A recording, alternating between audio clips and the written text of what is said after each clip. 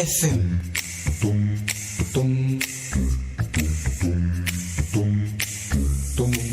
Diaspora FM, en direct de la Fondation Espace Afrique Civre de Glodibi, c'est le pied. Le point 7. Le point 7. Votre émission de décryptage de l'actualité nationale et internationale sur Diaspora FM 102.3. Mesdames, Mesdemoiselles, Messieurs, bonsoir et bonjour. Ça dépend de quel moment vous nous suivez. Vous êtes sur Diaspora FM, la 102.3. Aujourd'hui, on est vendredi. Il est 18h. C'est le moment pour vous de suivre. Et bien sûr, le point 7, l'émission qui vous fait le point des grandes actualités de la semaine. Aujourd'hui encore, j'ai mes traditionnels débatteurs depuis un moment avec moi en studio. J'ai Vincent Fortuné à Soba. Bonjour, bonsoir. Bonsoir Peggy Ludovic Dagba et bonsoir à tous les auditeurs de Diaspora FM. Merci d'être avec nous. Je rappelle que vous êtes quand même le directeur de publication du journal Les Nouvelles Mutations, un journal quand même qui tient la dragée haute à l'actualité au Bénin depuis combien d'années déjà ? Je crois que nous sommes venus dans les kiosques depuis 2007. Waouh, de 2007 à 2023. 2023, nous avons fait du chemin. Wow. Ça fait au moins 16 ans. 16 ans, hein? Mais ça se fait. Bien sûr, on le fera, mais on attend le bon moment. On veut tenir encore. D'accord. Comme on le dit, comment on l'appelle, le Martiniquais, Aimé Césaire. Un pas, encore un pas, et tenir, gagner chaque pas. Chaque pas. Égard à celui dont le pied fléchira. Si on se tient dans ça, donc on va gagner encore des pas avant de revenir à la fête. C'est sûr. Voilà. Merci beaucoup, Vincent Fortuné Azouba. Dans ce studio, vous devriez déjà être en face de Julien Kitty. Je viens de l'avoir au téléphone. Il n'est pas loin. Il va nous rejoindre. L'heure étant l'heure à la radio. Allez, on est obligé de démarrer. Et vous avez été marqué par plusieurs actualités de la semaine. Citez-moi pêle-mêle ces actualités-là qui vous ont marqué, vous, peut-être au niveau de nouvelles mutations. Oui, il y en a effectivement suffisamment.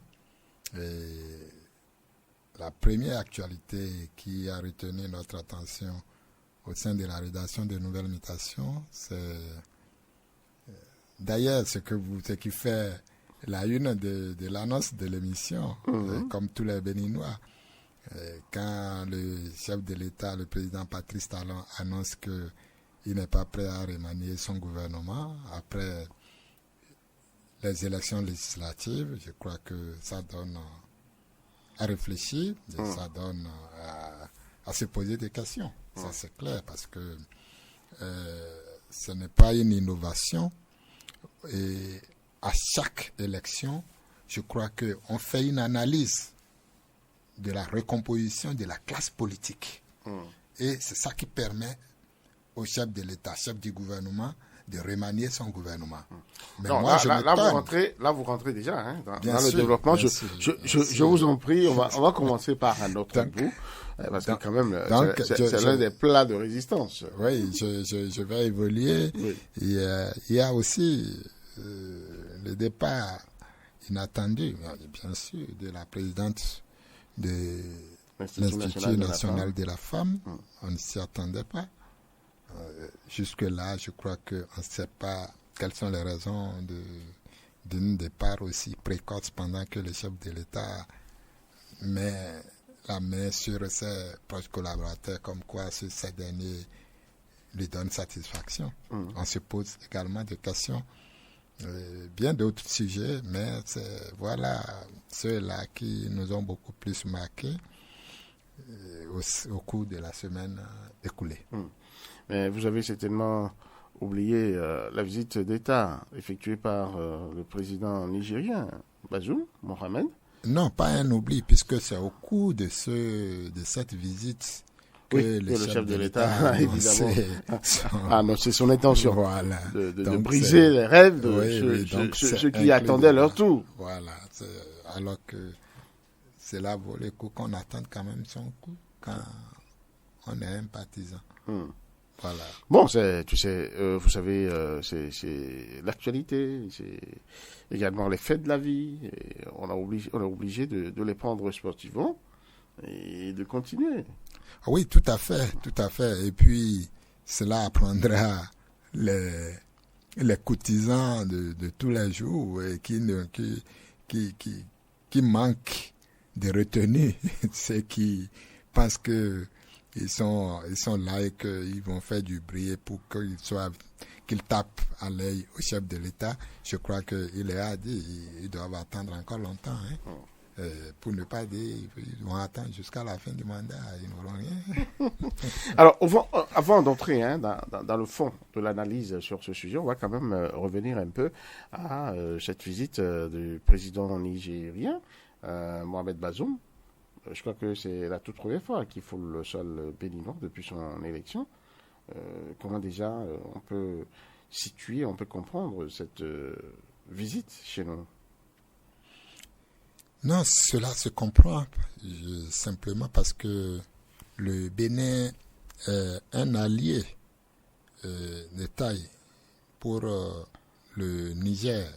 D'abord, c'est un pays frontalier et il faut savoir que le Niger, est un pays de l'interland qui n'a pas accès à la mer. Donc, le partenariat bilatéral doit s'inscrire beaucoup plus dans ce domaine et que le président nigérien décide de fouler le sol béninois, je crois que ça s'inscrit dans ce cadre.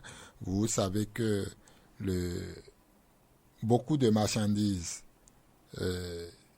en direction du Niger passent par le Bénin. Et donc, il va falloir quand même réchauffer les liens. Quand on sait que l'ancien président est parti et que Bazoum venait d'arriver, il va falloir réchauffer les liens entre le Bénin et son pays dans le domaine de partenariat, de coopération bilatérale. Donc, ça s'inscrit et puis ça se comprend aisément.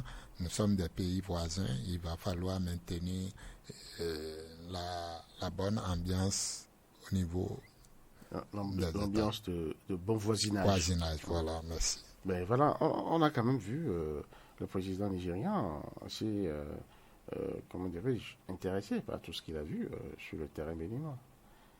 Il faut rappeler quand même qu'il est d'abord à l'aéroport, ensuite il est allé à Glodjigbe, puis il a rencontré, je crois, la communauté nigérienne au Bénin.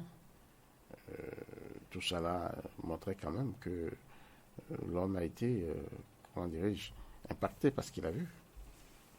Non, ça c'est tout à fait normal. C'est le port de Cotonou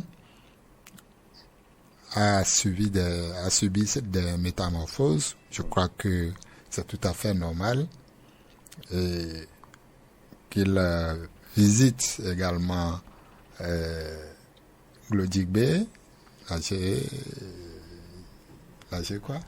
GDIZ. La GDIZ. Mais pourquoi cette hésitation? Je sais très bien que vous connaissez. Je crois que c'est tout à fait normal qu'il soit émerveillé, puisque quelque chose est fait, qu'on le veuille ou non. Quelque chose est fait. Non, mais il a dit que le Niger prendra sa part dans cette zone industrielle, puisque le Niger est amené à contracter un certain nombre d'échanges économiques, surtout vendre certains biens aussi. Donc, le Niger est très content, en fait, de cette initiative prise par le Bénin. Oui, c'est à l'actif du Bénin. Je crois qu'on n'aura rien contre que le Bénin collabore de cette manière avec le Bénin, soit. Et l'autre chose que les populations, les Béninois et les Béninoises retiennent, c'est que c'est cette grande phrase du président nigérien, quand il parle du pétrole nigérien qui serait le pétrole béninois. Oui, J'attends de voir parce que c'est tout à fait, nous l'avions dit tout à l'heure, étant des pays voisins, l'idéal est que chaque pays profite de quelque chose de son voisin. Si on produit du pétrole au Niger et que le Bénin ne peut pas en profiter, alors que nous sommes des voisins, ça pose un problème sérieux. Donc, c'est tout à fait normal que le pétrole nigérien soit celui du Bénin, que ça profite aux Béninois, comme il a annoncé. Oui, mais Vincent Fortuné Assogba, voilà un des problèmes sur lesquels vous venez de mettre le doigt. À longueur de journée, ici, on parle de cherté des produits pétroliers, des produits à la pompe. Je veux parler de l'essence. On ne comprend pas que nous ayons au moins deux voisins producteurs de l'or noir, je veux parler du pétrole, et qu'il y ait ce chemin de croix. Aujourd'hui, nous sommes vendredi en temps de carême. Ce chemin de croix s'impose aux Béninois. Comment est-ce possible? C'est à croire que le Bénin n'a même pas de contact avec ces pays-là, alors que ce sont des voisins, et des négociations, des partenariats auraient bien pu se nouer pour,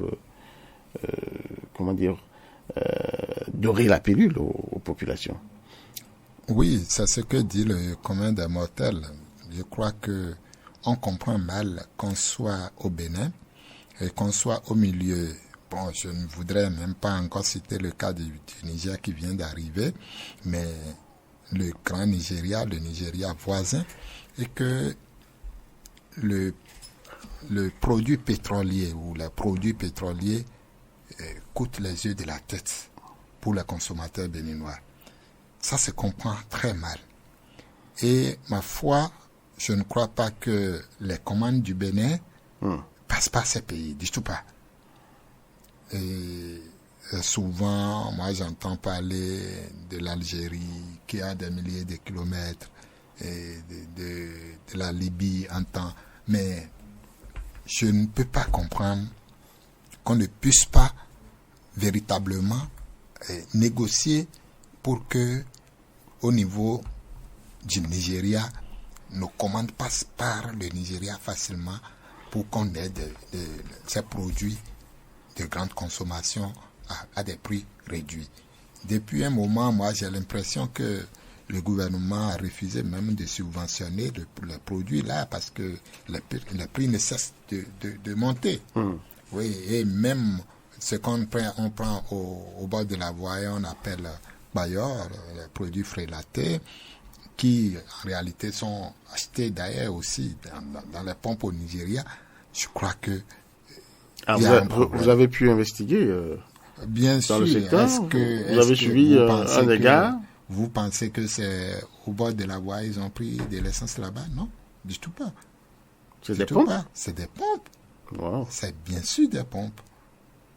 Si vous voulez, vous êtes un journaliste d'investigation, vous pouvez aussi essayer de vérifier. Pourquoi pas retracer un peu le parcours. Voilà. Maintenant, ça va être payant parce que le parcours que a suivi, on trimballe ça dans l'eau, tout ça là, ça pose... Ça perd quelque chose. Voilà. C'est tout à fait normal. On vient, on expose ça, alors que ça devrait rester dans des cubes. Je crois que j'ai entendu dans ce pays, on a dit il vaut mieux installer des mini-stations au lieu que ces produits soient exposés de cette manière, qu'on les mette dans des mini-stations. Donc, je crois que... Ça n'a pas pu se faire parce que, entre-temps, le coût de revient de ces mini-stations, vraiment, c'est pas à la portée du Béninois lambda. Ceux-là qui, quand même, à travers ces produits, malheureusement, malencontreux pour la santé, n'avaient pas les moyens de se convertir. J'annonce quand même que, entre-temps, nous avons été rejoints par le retardataire. Ça ne lui arrive pas souvent, mais aujourd'hui, Julien Kitty, bonjour, bonsoir. Bonsoir, Peggy Ludovic Dagba. Bonsoir, cher ami Fortuné Assogba. Bonsoir aux amis auditeurs de Diaspora FM. Est-ce que vous savez que vous leur devez des excuses? Vous avez fini de dire que ça n'est pas de mes habitudes et donc bon voilà. C'est pas parce donc, que c'est pas de vos habitudes quand ça arrive une fois, il faut quand même saluer la chose. Je ne savais pas qu'il y avait un protocole pour présenter les excuses parce que quand vous me donnez la parole. Allez-y comme vous voulez. Voilà, donc je vous délivre. Voilà, pour l'amour que j'ai pour eux, ces auditeurs, le respect que j'ai pour eux, qui veuillent bien m'excuser pour les quelques minutes de retard. J'annonce quand même que vous venez de loin. Hein. Ben voilà. Avec un gros sac. Ces détails ne sont pas, ces détails qui s'exhalent de ce sac-là. Non, mais en tout cas, Fortuné, je sais qu'en fin d'émission, c'est pas moi qui vais lui donner encore du sandwich avec du jus pour qu'il vienne me dire que c'est de l'eau. Non, ces gars. Non, je suis sûr qu'aujourd'hui. Vous n'allez pas y revenir, là. Bon, d'accord. En tout cas. Alors, nous étions en train de parler un peu des retombées de la visite du président Bazoum. Ici au Bénin, le président nigérien, c'était en début de semaine, 2 jours ici quand même à Cotonou. Et là, on est tombé fatalement sur le pétrole nigérien qui devrait être le pétrole béninois, alors que les Béninois sont tous les jours soumis à un chemin de croix sur le plan des carburants, l'approvisionnement du carburant pour pouvoir quand même aller et venir. On ne comprend pas ce paradoxe. Non, moi je trouve que la conséquence directe que vous tracez, vous érigez entre cette déclaration-là ou même ce postulat de ce que le pétrole nigérien serait béninois, le lien que vous faites avec... Non, ça c'est le président même qui l'a affirmé. Non, je dis le lien que vous faites entre cette affirmation du président Bazoum et le calvaire que vivent les populations béninoises à avoir accès et à moindre coût aux produits pétroliers. Je trouve que le lien, il est osé, il est utopique. Pourquoi il est utopique? Il est utopique parce que l'effet n'est pas systématique. Entre frères, on ne peut pas s'entendre. Vous pensez pour que ce que vous avez de bon et, comment dirais-je, d'abondant chez vous puisse profiter à vos frères de l'autre côté de la frontière? Très bien. Vous pensez que le Niger a du pétrole en abondance? Puisqu'il en arrive même à en exporter. Oui.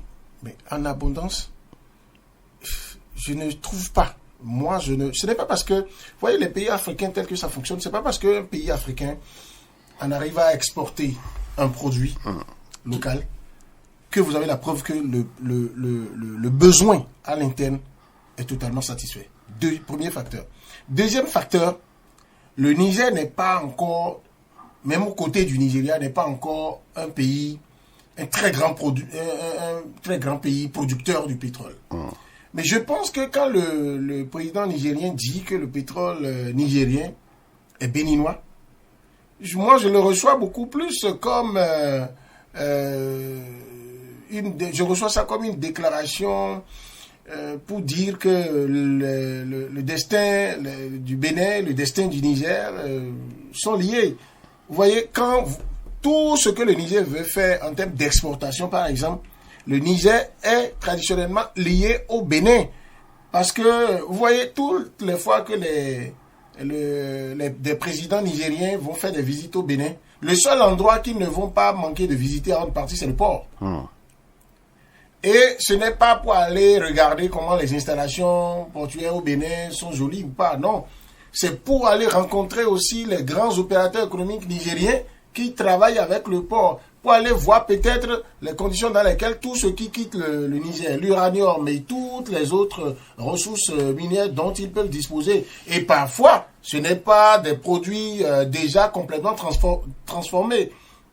C'est vrai pour l'uranium, la France a dû faire des installations assez énormes sur le sol nigérien pour pouvoir aller jusqu'à un niveau de transformation. Mais je pense que si avec le Nigeria, qui est plus proche de la capitale économique du Bénin, Cotonou, parce que le temps pour quitter Cotonou, aller au Nigeria, on a besoin de plusieurs fois ce temps-là avant d'aller vers Niamey.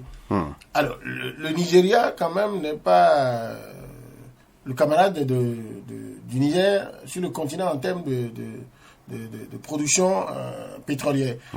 Et donc, si on n'est pas arrivé a profité suffisamment de ce qui se passe avec le Nigeria.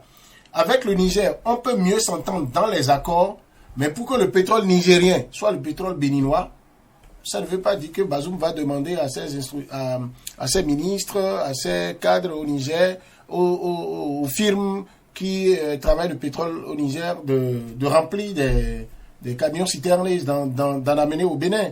Il y a des accords. Après, un président de la République a fait des déclarations, il ne donne pas tous les détails là-dessus. Donc, cette déclaration-là, c'est pour dire ce qui relève de la richesse du Niger. Le Niger ne peut pas en profiter jusqu'au bout, d'accord, à toutes les échelles de transformation. Donc, d'abord, d'exploration, d'extraction, de transformation, d'exploitation. Ils ne peuvent pas le faire sans le Bénin. Sinon, ils vont l'avoir sous le bras dès que le Bénin va fermer les portes au Niger. Par rapport à l'exportation de ces produits, le Niger devra aller rechercher le Togo et ce n'est pas du tout facile pour eux. Ça veut dire quoi? Le Bénin peut s'enrichir des productions minières du Niger, mais à condition que, je vais faire de la tautologie, que les conditions posées par le Niger soient satisfaites par le Bénin. Et le président nigérien ne viendra pas exposer dans une conférence de presse les conditions qu'il pose au Bénin. Donc c'est pour dire, ce qui m'appartient vous appartient. C'est comme un mariage, vous voulez faire. L'homme et la femme vont dire, même quand ils font une communauté des biens, ils disent, ce qui m'appartient t'appartient. Mais dans la réalité, chacun sait que ça appartient à l'autre. Donc si, je ne sais pas, quelles ressources nous avons ici au Bénin. Vous en avez? Bon, je réfléchis, quoi. Je réfléchis. Donc si on avait quelque chose ici, bon, il y a quelques années en arrière, on a pu exporter la démocratie vers le Niger. Ils sont venus nous écouter. Donc on aura au moins ça. Donc l'intérêt aujourd'hui à voir que la déclaration du président nigérien peut avoir des impacts assez forts, peut ne pas être simplement des phrases. C'est que celui qui est au pouvoir au Bénin est un opérateur économique à l'origine. Il sait qu'il faut faire des partenariats. Il ne faut pas simplement dire historiquement, géographiquement, nous sommes liés. Donc, ce qui appartient au Niger, d'office, on va l'avoir. Non, il sait qu'il faut dire aux Nigériens, voici ce que vous gagnez à nous permettre de profiter de votre pétrole. Maintenant, pour ce que les gens veulent utiliser tous les jours, pour ce que vous allez mettre dans votre voiture, pour quitter Glodjibé, pour Cotonou tous les jours, c'est pas tout de suite que ça va avoir un effet multiplicateur ou bien un effet direct sur le coût. Parce que quand on va transporter ça du Niger, quand ce n'est pas l'État qui prend, même quand c'est l'État qui prend, tous les coûts afférents pour que le pétrole nigérien soit sur le sol béninois, ce n'est pas à négliger. Et quand le Niger amène le stock à exporter vers le Bénin, c'est parce qu'il veut exploiter le port béninois. Maintenant, si le Bénin veut s'approvisionner auprès du Niger, parce que c'est de cela qu'il s'agit, il ne s'agira pas que le Niger va offrir du pétrole au Bénin, donc il faut s'enlever ça de la tête. Et même si on offrait au Bénin, pendant combien de temps on va en offrir? L'État va-t-il décréter que, comme ça se passait en Libye, qu'on va dans tous les foyers, on dit, bon, voilà. Ce n'est pas d'offrande qu'il s'agit. Oui, bon, donc. On parle de partenariat. Oui, entre les deux pays. Je pense qu'ils ont discuté ces partenariats-là, ils en ont parlé, mais ce n'est pas qu'automatiquement, l'essence qui coûte peut-être 600 francs va devenir 300 francs. Je pense que vous allez me permettre, au moins pour une fois, de donner mon avis sur la question, parce que c'est quand même un des sujets qui m'a toujours passionné. Moi, je pense, dans ma petite tête, que lorsque nous sommes des voisins et que nous avons des produits qui intéressent autant l'un que l'autre, sinon, qu'un produit est éminemment important pour quand même toute la communauté, on devrait pouvoir s'entendre sur la base d'un partenariat pour que la communauté puisse en profiter. Mais je pense que c'est ce qui est en train de faire. Deux secondes. En tout cas, d'une manière à ce que, vraiment, même si ça devrait coûter les yeux de la tête pour ceux qui viennent vraiment de loin, que ça ne soit pas la même chose pour la communauté qui devrait en bénéficier. Peut-être que c'est ce qui va venir. Laquelle le pays producteur appartient. Oui, ce que je dis vaut autant pour le Bénin, pour le Niger que pour le Nigeria.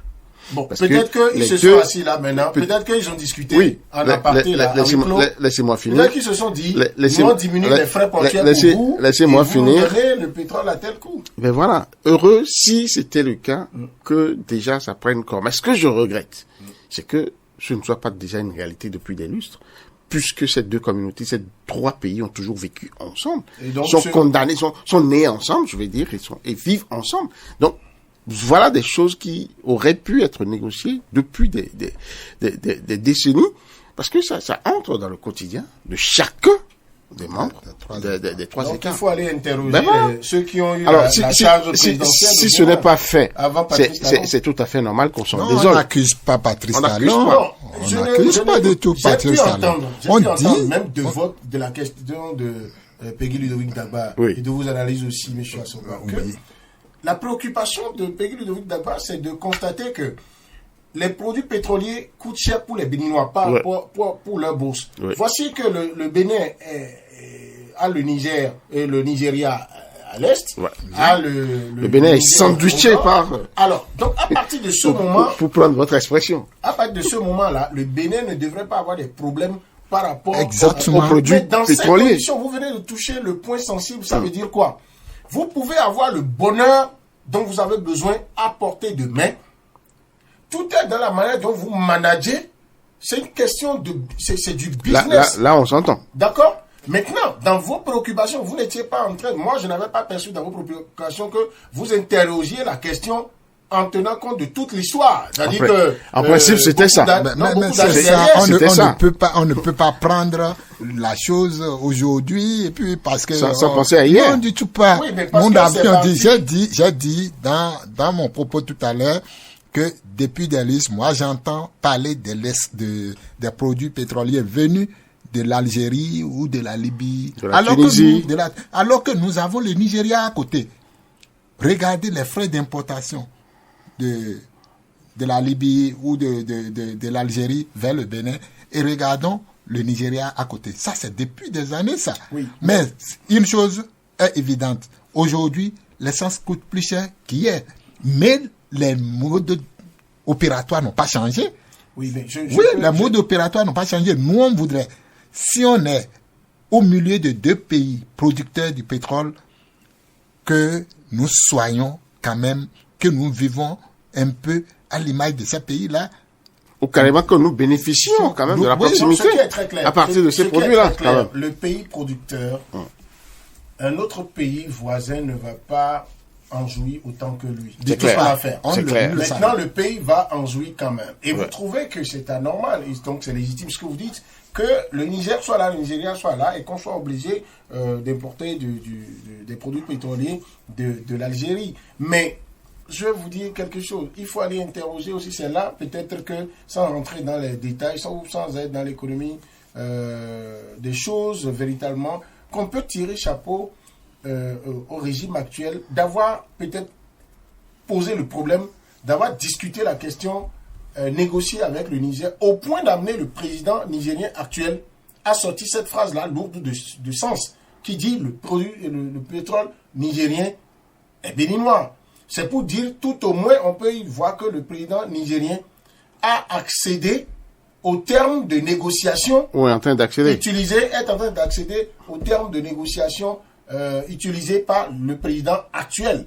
Et donc, c'est pourquoi il dit, ça se négocie, ça ne se décrète pas. Et le pétrole, les produits ça ne veut pas pétroliers... dire que les autres aussi n'avaient pas négocié. Non, dans l'absolu, on peut tirer la conclusion que les autres n'avaient pas bien négocié. Et je m'explique. Je m'explique. Parce que... Monsieur Jules Léon Kitty, sachez faire preuve de prudence dans vos affirmations. Okay. Parce qu'on n'a pas encore de contrat.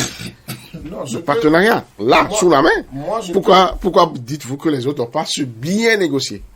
Parce que, ou je dis les autres n'ont pas réussi. Non, n'ont pas réussi. Mais celui-ci non plus n'a pas encore réussi. Il y a un pas, c'est que je n'ai jamais entendu dans l'histoire un président nigérien venir avouer au Bénin que le pétrole nigérien est béninois et que donc c'est une manière de dire, je peux comprendre que ça, naturellement. Ça c'est des déclarations. Donc ça va se faire. C'est encore vous. C'est des déclarations. C'est encore vous, plus que moi, qui croyez que cette déclaration devait avoir un effet magique. On n'a jamais parlé de magie. Nous n'avons jamais dit ça. Parlé de magie. On n'a jamais dit ça. Mais ce que vous allez savoir, c'est rester à l'étape de verbe, comme j'ai l'habitude de le dire. Je crois que on va se méfier de ne pas aller vite en besogne. Nous prenons acte et nous attendons. Ça, c'est une question judiciaire encore. Voilà. On est au prétoire. Au même moment que vous trouvez, que vous déplorez que depuis des lustres, on n'a pas changé de monde opératoire, on n'a pas fait de sorte à ce que le Bénin profite du pétrole nigérien du Nigeria, et vous devenez subitement irrité lorsque on veut indexer les régimes qui sont passés. Mais pourquoi vous voulez indexer les autres? Je démontre pourquoi j'estime que... Bon, nous allons passer à un autre sujet. Il y a eu quelque chose de plus. Oui, d'accord. Mais il y a eu quelque chose de plus. Au moins, il y a eu une affirmation. Non, nous ne faisons pas un débat où on vient dire des incantations et puis chacun après a des briques à protéger. Moi, je voudrais ajouter, les produits pétroliers dans le business international là, sont des produits classés hautement stratégiques. Ouais. Un pays proche de vous, très stratégique. Un pays proche de vous peut produire 10 000 fois la quantité de produits pétroliers dont vous avez besoin à côté et faire l'option stratégique de ne pas vous en vendre. C'est clair. Et faire l'option de ne pas en utiliser. Quand vous allez, vous prenez les États-Unis aujourd'hui, si vous interrogez la posture des États-Unis par rapport aux produits pétroliers, c'est clair, on vous dira, tout au moins, c'est sûr de tout le monde aujourd'hui, le stock que les États-Unis ont aujourd'hui, mais les États-Unis sont prêts à en acheter pendant qu'ils ont des gisements peut-être inexploités. Qu'ils gardent. D'accord. Oui, alors ça veut dire qu'ils planifient le développement sur des durées données. Donc, c'est bien de se plaindre de ce que le bonheur soit si proche et qu'on n'en profite pas. Mais un chef d'État, c'est vrai, il peut faire des déclarations. Là où je dis il y a un pas de plus, peut-être que de mémoire de journaliste qui me suis intéressé au domaine politique et économique, peut-être que ça m'a échappé qu'on a pu amener, même si un chef d'État va faire des déclarations, il fait au moins attention à jusqu'où il va. Encore que c'est un langage diplomatique. Quand celui-ci vient le dire, et quand je mets dans la balance que celui qui est au pouvoir actuellement au Bénin, il sait que il a les armes pour négocier des choses comme ça, et il sait que les relations avec le Nigeria ne sont pas aussi faciles depuis jusqu'à ce qu'on a eu fermeture de frontières, ne sont pas encore revenus au beau-fils comme cela se doit, reconnaissons-le. Et beaucoup de gens comme moi ont été très heureux de voir le président béninois adresser une lettre de félicitations à l'actuel président nigérian élu. Et très tôt. On a dit, c'est un signe avant-coureur de ce que ça va reprendre. Mais donc ça avait ce froid entre le Bénin et le Nigeria dans les relations diplomatiques et commerciales et économiques avait donc certainement des impacts sur ce plan. Même si, par ailleurs, par des voies détournées, l'essence de contrebande du Nigeria a continué à rentrer ici. Mais les mesures qui sont prises font que ça finit par être cher. Maintenant on soit allé vers le Niger, si on n'avait pas posé le problème du pétrole avec le président béninois, le président nigérien ne l'aurait pas dit. Après, je suis d'accord avec vous que ça reste encore à l'étape de déclaration. Mais quand il y a des avancées, il faut le dire. Et moi, merci beaucoup. Lorsque je vous aurais dit, je ne suis pas en train de faire le débat de je défends le président actuel contre les autres présidents, c'est eux qui sont mauvais. Non, je dis, si les négociations des autres avaient été jusqu'à ce niveau, vous dites qu'ils n'ont pas bien négocié. Mais non, on attend l'acte final. Alors, nous passons au deuxième sujet. C'est ceux-là qui doivent encore attendre. Ou vraiment le président de la République est désolé pour eux. Parce que c'est pas évident qu'il siège au gouvernement. Il est contre tout remaniement ministériel. Julien Kitty. Bon, je pense pas. Tout le peuple attendait. Ou attendait le président sur ce point. C'est la dernière partie. Il a déçu tout le monde. C'est l'avant-dernière, la dernière partie de vos propos qui ne me plaisent pas. Je vais m'expliquer. Allez-y. il a déçu. C'est votre droit le plus absolu. Il a déçu tout le monde. C'est Je ma ne sais lecture. pas. C'est ma lecture. Il a déçu tout le monde. Je ne sais pas. Dont vous, par exemple. Tout le peuple béninois attendait un remaniement ministériel. Je ne sais pas. Et quand vous dites dont moi, par exemple, c'est encore plus faux. Parce que je vous ai jamais dit que j'aurais mal dormi si le président ne faisait pas remaniement ministériel. Non, peut-être que vous étiez parmi ceux qui voudraient bien encore que siéger. C'est votre droit, hein, le plus absolu. Absolument. Encore que vous avez j'en ai les capacités, j'en ai vous avez vos droits civiques et politiques. Et donc, si le président de la République, ça lui plaisait, comme la constitution du Bénin lui en donne le droit. Ça lui plaisait d'estimer que M. Julien Frikiti peut l'aider dans un département de sa gouvernance pour donc mettre en œuvre son programme d'action du gouvernement. Et oui, pourquoi pas. Mais c'est encore à lui que la Constitution, et à lui seul que la Constitution donne le droit de constituer une équipe, de déterminer qui il met dedans, de déterminer quand est-ce qu'il met quelque chose, quand est-ce qu'il le relève, et le nombre de ministres à mettre. Parce que c'est lui qui sera évalué à la fin. Maintenant, voilà qu'il exerce son droit de dire « Je ne suis pas encore prêt à le faire ».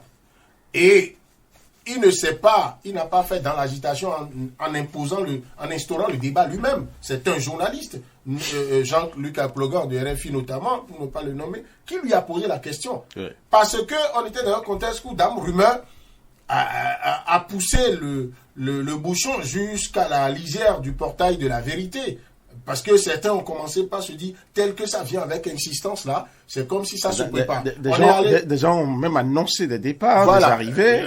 On a fait des statistiques, on est allé sortir des noms après, et on est même allé, comme pour nous pousser à y croire, dire que le séjour que le chef de l'État faisait dans l'Hexagone, c'était pour aussi, au détour pour finir la liste, en prenant du jus dans son jardin, là-bas, dans sa résidence parisienne, qu'il finalisait la liste. On a même dit, ça va être dans tel week-end.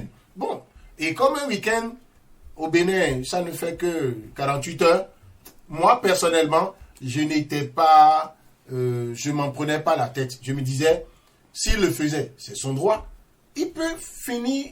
Mais ça ne veut pas dire que il ne va plus jamais faire remaniement ministériel. Il peut en faire le lendemain, il peut faire demain, là, maintenant. Il a dit, jusqu'à nouvel ordre, par rapport, lui, à ses outils d'évaluation, il estime que l'équipe qui est là lui donne satisfaction. Maintenant, je comprends qu'un peuple habitué, oui, mais un personnel politique politiquement, attendez, quel est le ressenti d'une telle décision? Alors, une telle décision, quand on a fini de parler des bases légales de ça, surtout politiquement, ceux qui l'ont aidé, oui, ceux qui ont travaillé à sa venue au pouvoir. Oui, ceux qui ont travaillé à sa venue au pouvoir. Oui. Et qui légitimement ont estimé que quand on prend le pouvoir, on vous aide à prendre le pouvoir, ok, vous partagez l'exercice du pouvoir avec nous, y compris dans le bénéfice de tout ce qui va avec, les avantages qui vont avec, et il faut être dans des positions données pour en profiter. Et lui, il dit, moi je suis focus, résultat, objectif. Et donc, ceux qui sont là, et qui donc sont allés vers bonification comme du bon vin, ont la maîtrise des dossiers, et c'est bon pour moi, ça peut me donner le résultat. Mais il n'a jamais dit que des partenaires politiques à lui, qui ont des compétences dans des domaines donnés, ils ne les utilisent pas. Parce qu'ils ne peuvent pas, même ceux qui sont au gouvernement, là, pour la plupart, ils sont membres de partis politiques.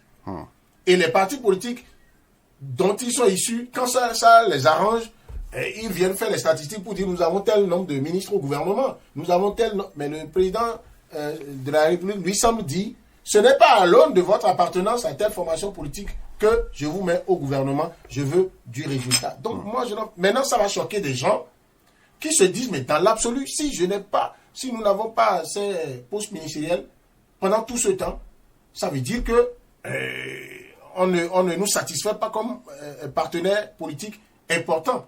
Mais là, la question que je pose à ce niveau, quel était le contrat de partenariat politique que ces acteurs avaient avec le chef de l'État? Je ne suis pas à ce niveau. Parce que, en matière de planification, en matière de gestion, la règle la plus élémentaire, c'est, on vous demande d'évaluer, on dit ce qui est prévu, ce qui est fait. Le nombre prévu, le nombre fait.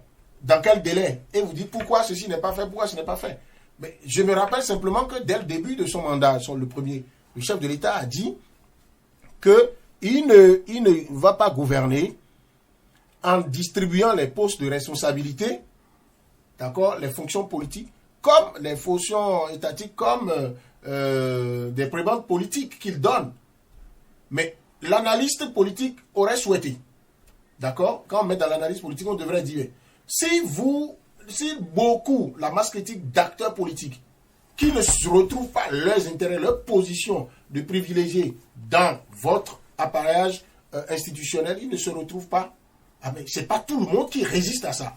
C'est pas tout le monde qui accepte être toujours partisan dans ces conditions. Mais après, la loi permet à chacun. Nous sommes dans un pays libre. Peut-être que dans les jours à venir, surtout que c'est son second mandat et le dernier, c'est pas exclu que vous voyez des gens peut-être qui sont très proches du chef de l'État ou qui sont politiquement proches du chef de l'État qu'on connaît, commencer par prendre des distances ou bien dire des choses qui montrent que bon, ils veulent penser à autre chose. Et quand c'est comme ça, on pourra en ce moment dire, si encore il dit c'est parce que nous là on est écarté du pouvoir. Donc, sinon on n'est pas habitué à ça. À ce moment-là, on comprendra que bon, il y a des déchus. Maintenant, le choc est plus grand pour une partie de l'opinion ou du personnel politique, d'autant plus parce que on n'était pas habitué à ça. Vous voyez, quand vous êtes sous Kérékou, on était arrivé à un moment donné où on pouvait imaginer que bon, vous entrez au gouvernement, la stabilité que vous avez au gouvernement, c'est 2 ans. Et après 2 ans, vous devez partir. Si vous êtes là, vous faites, c'est comme la Bible vous dit, vous allez faire 70 ans, le reste c'est la grâce. Mais avec Yahi Boni, l'ami de l'autre, il y en a, on a eu, je sais pas, la moyenne, finalement c'était difficile à calculer parce qu'il y a des ministres d'une semaine, ou de 2 semaines, bon voilà. Il y en a, donc chacun fait, chacun a son bilan comme il veut. Mais celui-ci, depuis 2016, garde ses ministres et il y en a à cette allure qui vont faire les 10 ans avec lui au gouvernement et il n'aurait violé aucune loi. Oui, il n'aurait violé aucune loi, sauf que la société ne lui aurait pas quand même... Mais la société, pourquoi on met tout sous la tête de la société? La société recherche ça pourquoi? La société recherche ça pour sa paix, par exemple. Je crois que la on sent que ça bouge. Oui, permettez. Que des gens travaillent pendant tout ce temps, même des gens qui ont fait des sacrifices et autres, et qu'on leur dise, bon écoutez, vous allez pas venir. Tous les acteurs politiques espèrent ça. Non, je crois que Vincent Fortuné à Sogba. Oui, merci bien. J'ai écouté religieusement mon ami Gilles Léankiti.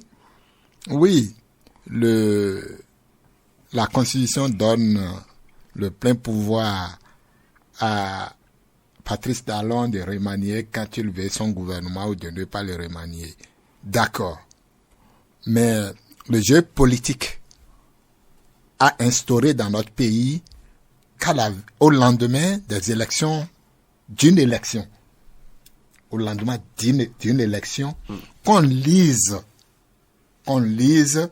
les résultats et en fonction de ces résultats, on puisse retoucher à son gouvernement. Bon, c'est la pratique, hein? Bien sûr, c'est ça que je dis. D'accord. La lecture des résultats, c'est à ça que ça conduit. Mais, à la grande surprise, c'est vrai que des gens ont donné pratiquement une liste. Moi, j'ai jamais cru à ça parce que je n'avais pas foi à ces informations. Ça, c'est une vérité. Mais que le chef de l'État vienne nous dire que lui n'est pas prêt à remanier son gouvernement parce que ces derniers lui donnent satisfaction, je fais un lien, moi. Lequel lien? Oui. Pendant qu'on nous dit qu'on n'a pas de compétences, ça m'étonne que des gens sont au gouvernement depuis 7 ans et c'est des Béninois qui arrivent à les satisfaire, mais pour expérimenter à d'autres fonctions, on trouve qu'il n'y a pas véritablement de compétences. Mais il y a nécessité de clarifier, hein. Quand il a dit des compétences, il n'a pas dit il n'y a pas de compétences au Bénin. Non, permettez-moi. Il n'a jamais dit ça. Permettez-moi d'évoluer. Oui. Parce que même dans le désert, il y a des points d'eau. Maintenant, Il y a des que pendant 7 ans, on a du mal à les retrouver. on garde un ministre. Quand même, il a dit, on ne change pas une équipe qui gagne. Mais on renforce une équipe qui gagne. On renforce une équipe qui gagne.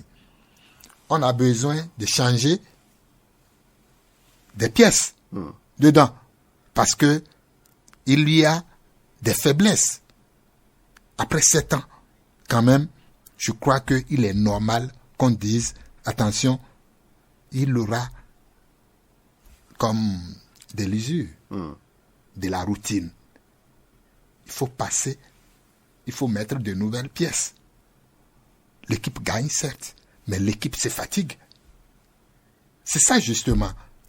Et au lendemain d'une élection législative qui a montré beaucoup de faiblesses de ses partisans, je dis bien beaucoup, de ne pas lire que toutes les villes à statut particulier sont tombées dans les mains de l'opposition, c'est des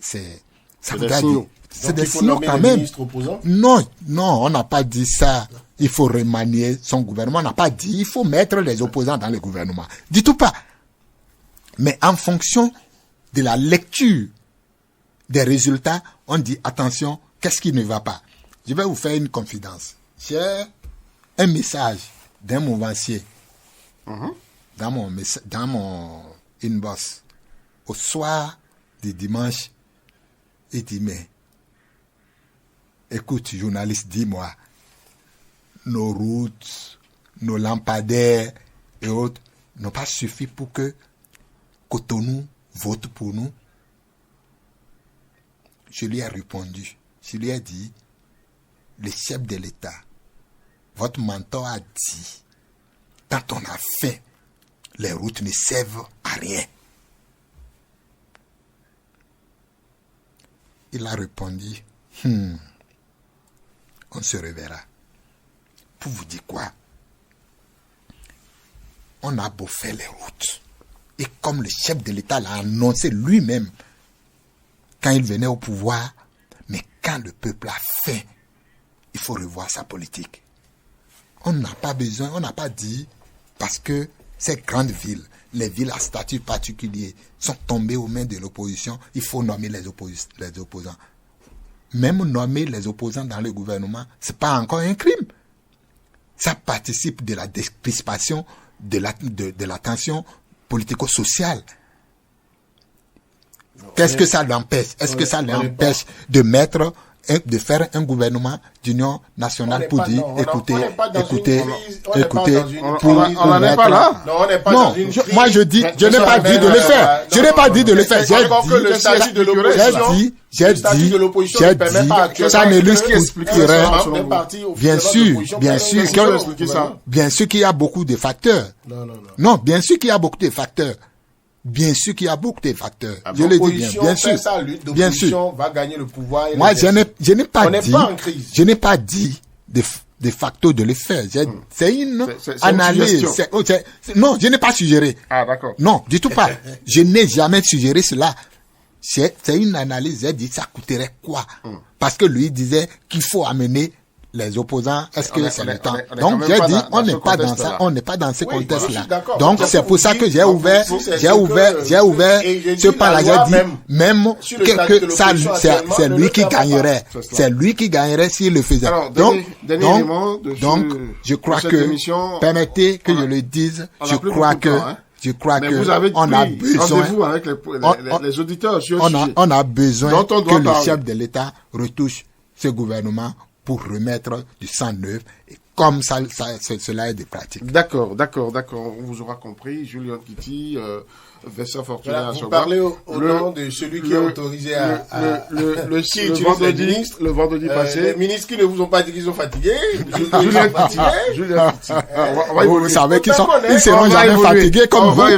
Julien Kitty n'est jamais fatigué. Ces ministres aussi ne seront jamais fatigués. Alors, le jour s'appellera au président de la République de nommer Julien Kiti, de nommer Peggy Ludovic Dagba, de nommer Fortuné. Non, je n'arrête pas. Non, il le fera. Alors, il le fera. On a retenu de revenir sur l'affaire des 640 millions au niveau de la mairie d'Abomey Calavi. Finalement, vos investigations ont donné quoi? Moi, j'ai vu que la presse aujourd'hui a fait la part belle, au maire d'Abomey Calavi, qui s'en est passé pour se poser la question de savoir pourquoi tant d'acharnement contre lui, qui d'autres, et qui parle, comment dirais-je, qu'on cherche en fait des poux sur le crâne rasé du maire. J'en ai lu beaucoup quand même. Bon, écoutez, heureusement que vous n'avez pas pris le risque de dire que vous étiez surpris, parce que non, pas du tout. Autant de décennies que vous traînez vos bottes dans ce métier, vous savez comment ça fonctionne. Vous voyez, ça a alerté sur quand même plus du demi-milliard qui aurait été en griffe mal justifié ou qui aurait été distrait. Et ça, on a pris les précautions, nous, dans cette émission, en disant que le maire, jusqu'à preuve du contraire, est comme si on était au tribunal, il est autant présumé coupable que présumé innocent. Bon, alors, donc, et on a souhaité que si effectivement il y avait un rapport de l'IGF ou de l'IGE qui était en souffrance là, dormant dans le tiroir, qui puisse se lever lui-même pour laver son honneur. Donc, laver son honneur, c'est de dire de sortir de ce rapport-là et que le processus aille jusqu'au bout et pour qu'on voit que, en fait, il a pu expliquer ce qu'il doit expliquer ou que, même s'il y avait problème, ce n'est pas autour d'autant de montant. Parce que quand vous dites qu'il y a irrégularité, ça ne signifie pas que vous avez détourné directement l'argent. Mais il se fait que nous n'avons pas su davantage. On a juste su que, vous voyez, en réplique aux articles d'un journal comme L'Enquêteur, qui continuait à dire que le rapport dort, et qui, dans cette dernière livraison, est en train de dire même qu'il y a des aspects que les inspecteurs n'ont pas soulevés. Il est allé jusqu'à sortir un nom, que je ne vais pas citer ici, et sorti le nom d'une dame qui aurait une filiation avec le maire et donc qui serait donc actionnaire dans des sociétés qui ont pris des marchés et que c'est autant d'irrégularités et que ça, quand vous interrogez les règles de passation de marché, il doit avoir problème si c'est vérifié. Mais à côté de ça ou à l'antipode de ça, vous avez vu une avalanche de titres de médias. Je n'ai lu aucune enquête. Je n'ai lu que d'une part le journal qui continue de dire qu'il y a mal donne. Le maire n'a pas fait une conférence de presse pour le dire, pour l'expliquer les tenants et aboutissants, mais il y a un groupe de médias qui ont dit que, à la limite, qui ont traité les autres presque apatrides, dit que c'est de l'acharnement. Au Bénin, dès que quelque chose est reproché à quelqu'un, et qu'on veut chercher à y voir, c'est que c'est cabale. Voilà. Non, c'est ça aussi, je crois que patron de presse, voilà, c'est ça aussi. C'est le directeur de publication aussi. Peut-être qu'il va nous dire rapidement comment ça se passe. Non. Vous n'avez pas été touché? Non, moi, je n'ai pas été touché. Je crois que, non, sur le dossier, on pouvait pas s'attendre au mieux. Je crois que nous avons dit qu'on va mener des investigations pour savoir de quoi il est question. Vous-même, vous savez que enquêter, ce n'est pas une affaire d'une journée, une affaire de quelques secondes. Ce qui est certain, c'est que si nous continuons nos investigations, on va revenir sur le dossier ici. On saura quelque chose. Les jours à venir. Parce que aujourd'hui, parce qu'il a dit, le maire n'a pas parlé. Justement. Voilà, le maire n'a pas parlé. Il n'a même pas envoyé un porte-parole. Non, le maire a géré la réplique, au lieu de dire que le rapport ne donne pas, on trouve que c'est de l'acharnement contre le maire. Je crois que c'est ça, justement. La question posée par le journal au départ, on n'a pas traité. Le rapport traînait. Est-ce que le rapport parle de... Non, le rapport traîne d'ailleurs, parce que demi-milliard, voilà. C'est ça. Donc, on va revenir. Merci beaucoup d'être intervenu sur Point 7 aujourd'hui. C'est la fin. À pas de charge, on y est arrivé. Julien Kiti, chroniqueur politique, Vincent Fortuné Achevois, directeur de publication du journal Nouvelle Mutation. Alain Alou à la technique, Peggy Ludovic Dagba, j'en étais à l'animation. Merci à chacun et à tous d'avoir été avec nous à vendredi prochain. Le Point 7. Le point 7. Votre émission de décryptage de l'actualité nationale et internationale sur Diaspora FM 102.3. Diaspora FM.